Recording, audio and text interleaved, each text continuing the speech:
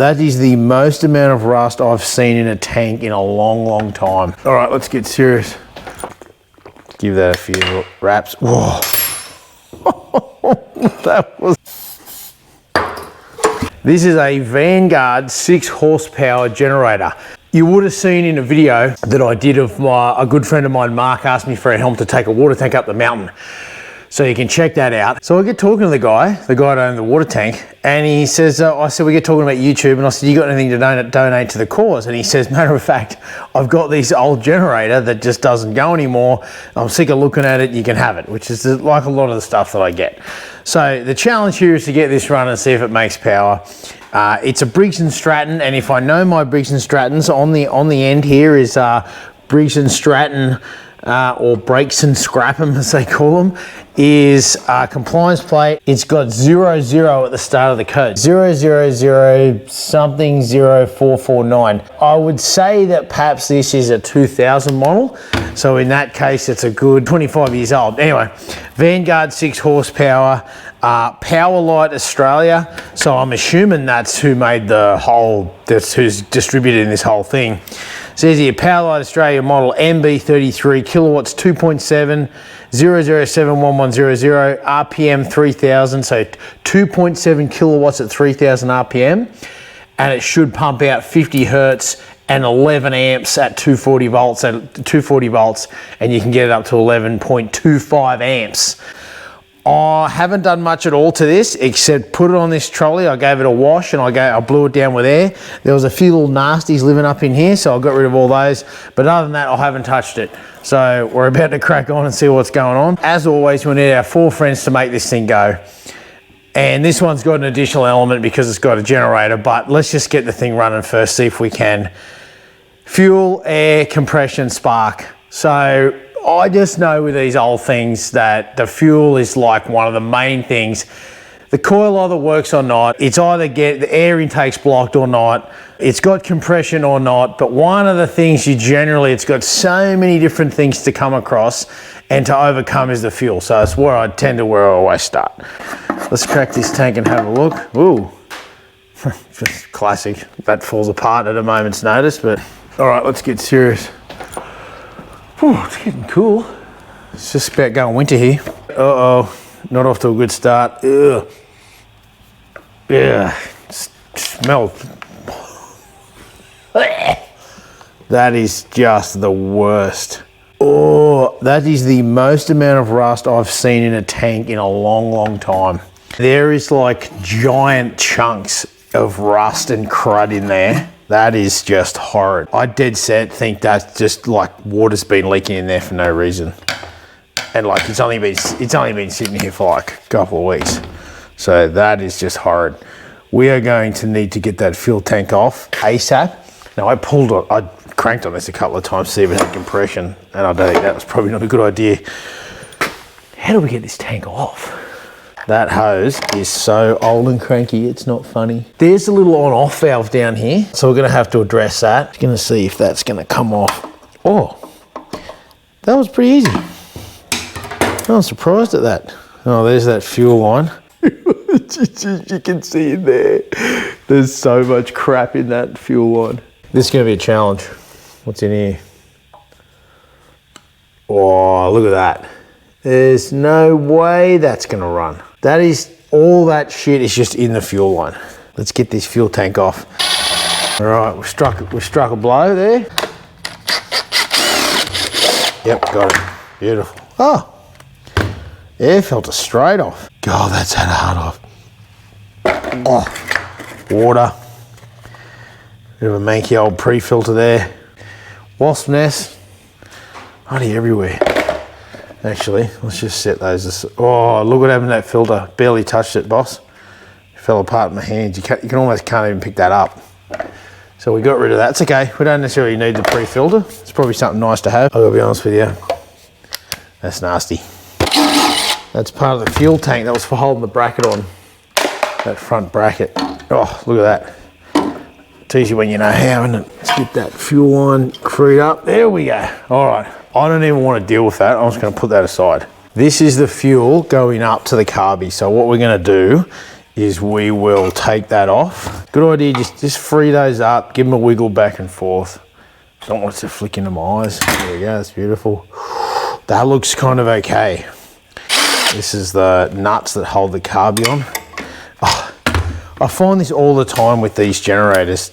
This is just in the way. However they designed it, these are just forever in the way. It's a punish. Oh, wrong way, Miss Jane. There we go. Beautiful. Look, a bit of a baffle there, eh? So it's funny how things are designed. They just wanted, for some reason, they just wanted the air to go around that way around. That's got to be on every single one of these Briggs & Strattons.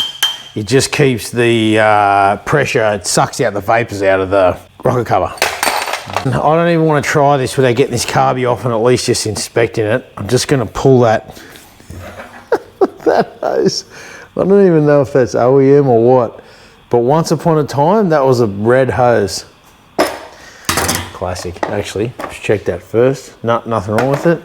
There's rarely anything wrong with that. This spark plug's in a pretty crazy place. I'm going to take this off just because we're here right now and we can just, so we can look at things a bit better. Oh yeah, yeah. Like other than the fuel and that, I think in this thing, there's just not much wrong with it. Those in there, off comes the exhaust. Equally as cranky as everything else in this thing. There's the gasket. Sometimes they just flick off like that. That's perfect. We'll keep that safe. That's a good solid gasket. So just out of curiosity, we'll get the spark plug out for now, right? Put that in there, crack that. Okay. Oh, that's not bad. Okay, it doesn't look like it's probably been run a little bit lean, which would, you know, who knows. Let's check the oil while we're here. Just again, out of curiosity. Oh, a little bit full. Just get our friend the rag under there. Wow, that's full. Okay, let's just cap that back up. And that oil didn't look too bad. Look, it's like a nice, it's nice, to be honest. That's crazy. Only good thing about this so far is the oil. Although there was way too much of it, but that's sitting pretty level, so there's no reason why that should be pouring out like that. And here off I come, and then we're gonna have to get all the way off and then get that off of there. There we go. Oh, the discharge side of this is actually pretty good. I don't think we should go too much further unless we address this carby. Fuel jar here, put that there. And I'm just gonna crack this bleed screw and see what happens. Down the bottom here, I've got every suspicion that it's blocked, or there was no fuel in there. Right, so, oh, the smell on this thing's horrid. Off to a bad start. Oh, there's my dirty side. Let's get that cracked. Oh, there we go. Oh, not too bad, but it's not looking good. Let's give that a few wraps. Whoa. That was horrid. Oh, the crud that's in here. Oh, yeah, that smells absolutely horrid. It's like a brownish, just disgusting liquid in the bottom. Get rid of it. Hey, most of that was water. Well, look at that. Ew. Just this grey. Oh, it's cleaning up okay. That would be like super cruddy normally, but it's actually, they've done us a favour there that's an aluminium housing. Normally you don't see many of that. It's normally like a pressed, anodized, like, you know, galvanized type thing that just doesn't hold up. New again. Been beautiful. You'd be surprised what happens when you pull stuff apart. Right. Now to this monstrosity. Just going to spray that off all in there. So as we go up the carby, it's getting better and better because that's just where the fuel would have been. So we're going to take this pin out. Yep, there it goes. Again, bit of Scotch-Brite. Oh, cleaned up beautiful. Quick dip in there, put that in there. Let's clean the, oh, bastard, I did that the other day. Drop one of these needles in there. There it is. I don't normally do this, but I've got to put my fingers in the crud there. Gonna wipe that off completely. Oh no, there it goes. Washed it away with that. Beautiful. It's getting better. It's gonna take that butterfly out and get it cleaned out because like that plate's nasty, right? So we're gonna Scotch-Brite that. That's it. Just taking the opportunity there to spray out one of the other holes. and it's free on the other side. It's shooting out there, which is fantastic news. Our friend the jets. So what we do have is the idle on the top. This one will be for this will be the idle jet, right? So we'll unscrew that. Sometimes these have a spring, so just be careful. So there, this is actually a good sign because this part of it is not all crudded up inside. So I think it just ended up having no fuel in it. So this is going to be a challenge because these have a tiny little hole in the bottom. That's good news. That's a good sign. It's going to block the other hole. Yep, that one's clear. Good. Okay. Well, we'll blow that off. There is a jet in there, but I'll tell you what I'm going to do. If that's clear, I'm just going to leave it. I'm not going to bother taking it out. Yep, shoots out just fine. Oh, beautiful. So I'm just checking everywhere I spray. It's kind of a weird thing to say, but everywhere I spray it ends up coming out somewhere else, which is kind of just a good sign. I have horrid luck with these things taking that main jet out lately, so I'm just going to leave it. If it ain't broke, don't fix it. This is the main fuel in, right? Look at that, bang. That's clear. I think this carby may in fact run. Yep, that comes out there. All right, time for a blowdown. It's nice and gentle. Now, don't be afraid of these things. If carbies, just have a go, right? What's the worst thing that's going to happen is that the world's worst generator doesn't run. Okay, fine. Nip that up. Make sure that works. Oh, that choke is just like way more free. And now I can even feel it's got two settings, there and there. So it'd be cold start, warm start, hot start, which is great. Now we're putting our needle back on our float, and there's kind of only really one way around, you know, it just goes on there, so it's not a big deal. Then that's our going into our seat. If it overfuels, we'll know to come back, then that's the problem. But at the moment, we're not going to tempt fate. Let's try and stuff around in there. Sometimes, you know, if it was sitting down on the seat, it'll be fine. If it wasn't, well then we'll have to have a different discussion. Then our float should hang down, and we're going to put our bowl back on. We're going to nip that down. I'm not going to get too invested in that right now. There we go. If it needs to tighten up later, we will. We got somewhere with the carby. Have a quick look inside the intake. Yeah, I reckon.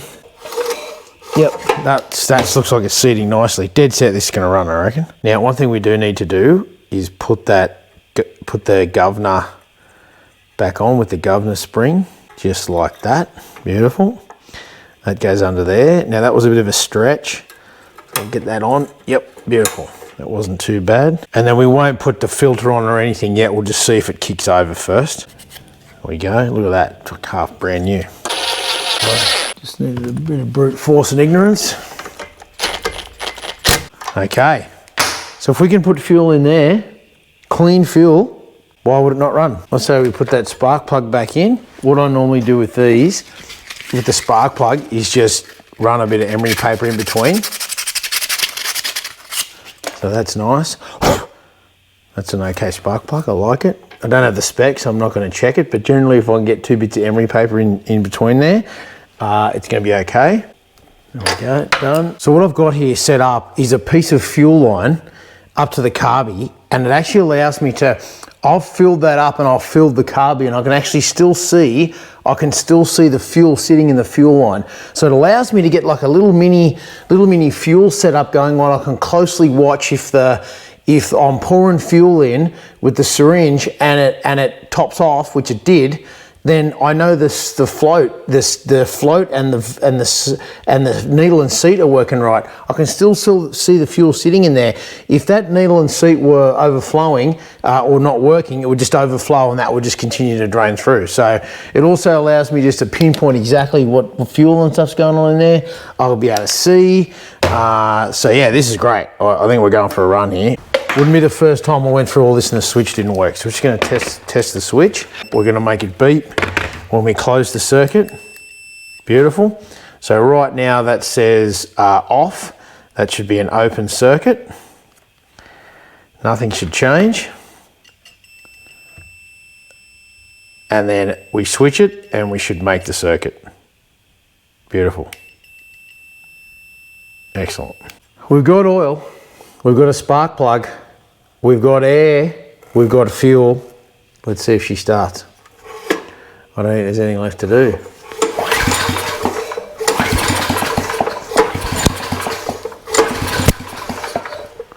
It's taking that fuel down, that's for sure. Yep, there's fuel going through there. Let's go again. Right, so before we flood it, let's check for spark. Spark tester for now, see if we get spark there.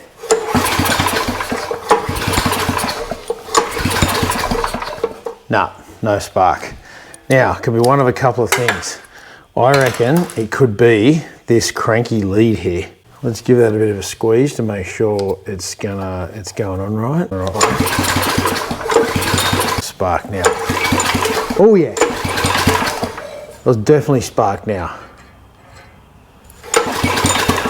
Okay, beautiful. I think it was the connection in here. Let's go with a little bit of, what do we got here? Aero start, let's just do that.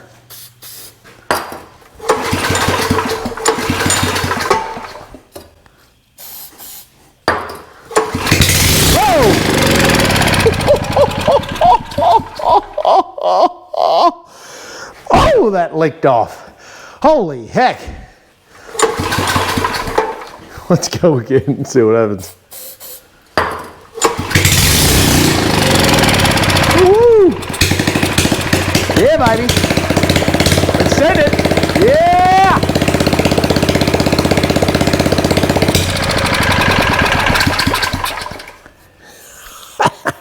Excellent. Let's see if she'll run on fuel. So we've got the off switch there if we need it. Let's go. Gonna put the choke back on. Let's just give that a little bit more assistance there.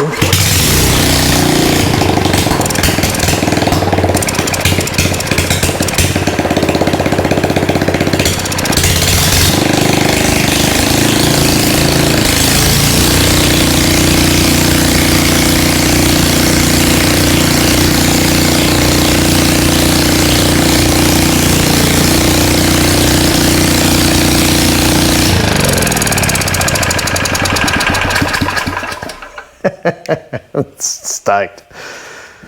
I don't know why that makes me so happy. It's the little things. There is nothing wrong with this thing. Let's get a decent amount of fuel to it so we can test if it makes power. Right, wrapped. We've got the thing running. Now, what we need to do, it's all loud without the exhaust on. So we need our gasket.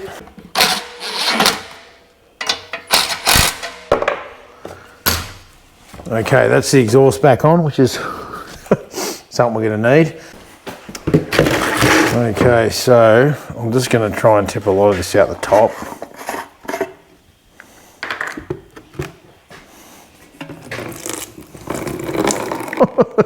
It's like 90% water and just absolute crud.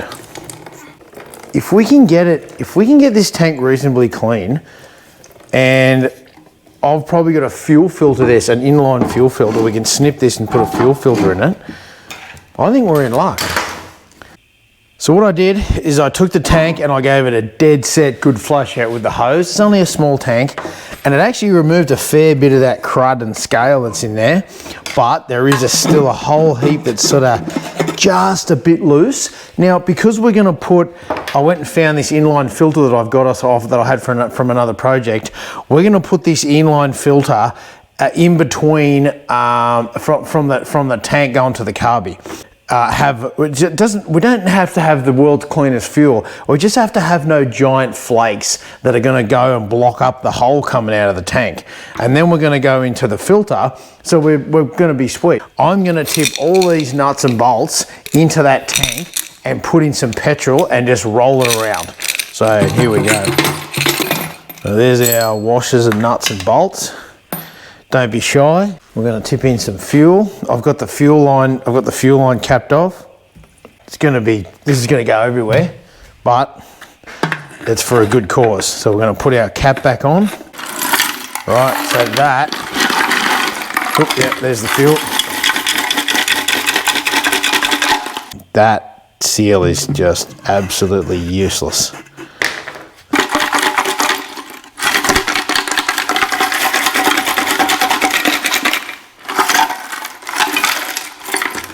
Righto, let's have a look.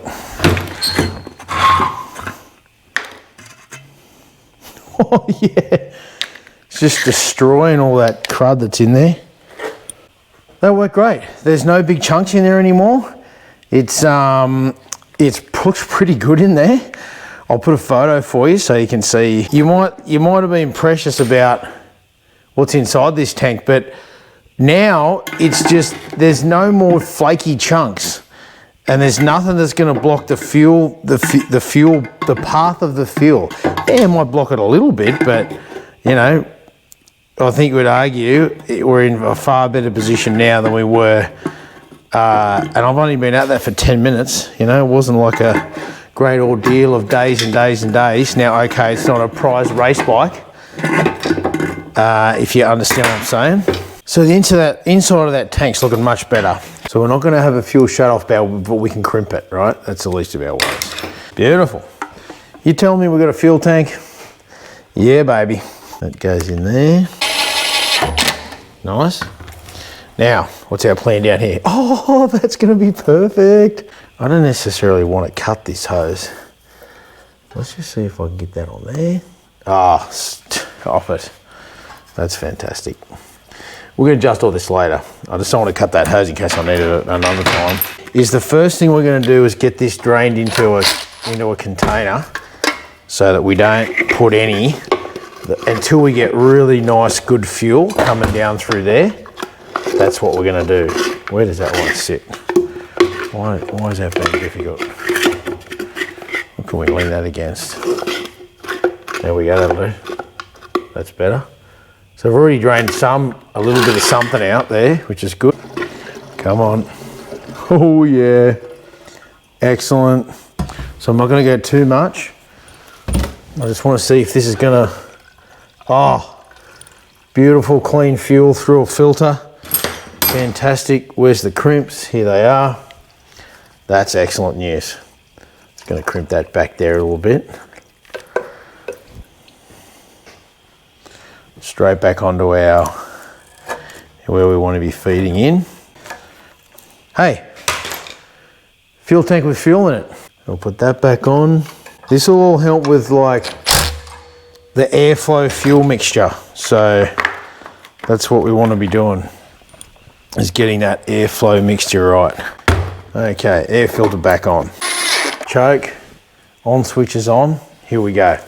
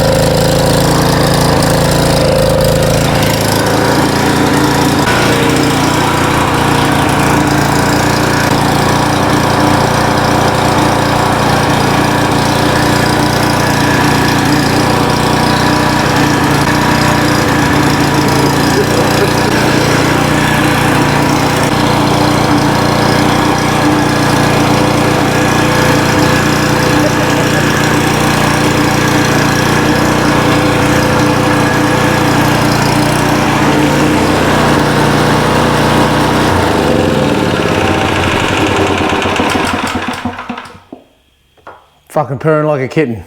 And it ran the lights. Let's see if we can juice it up to something else a bit more, with a bit more power.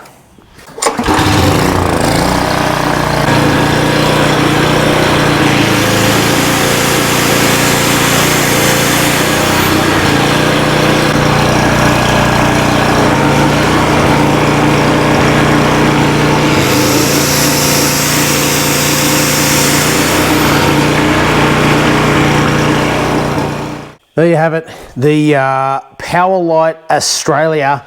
And I noticed this before, Power for Australia since 1966, which interestingly enough is the year Australia went from the pound to the dollar. So there's a fun-filled fact for you. This up, but I've got to be honest with you, I'm pretty stoked we got this running.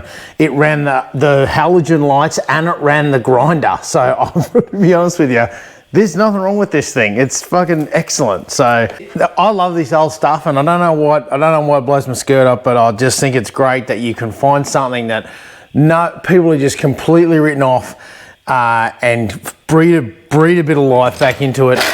It was putting out about 260 volts, which is a bit wild. Now, I think that it just needed to settle down and whatever else. We're not going to mess around with that today, but so if you like this sort of stuff, like and subscribe. It really helps the channel. And I think if you're out there somewhere and you see an old bit of gear like this, you know, just give it a go. That feeling when it runs again, I reckon, is fantastic. So, yeah, happy projecting.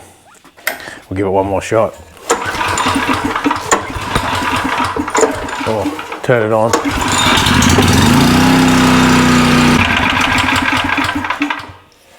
Nothing wrong with it, boss. I hate to jinx this, but I can't wait for the next blackout to give her a test run. It's going to be great.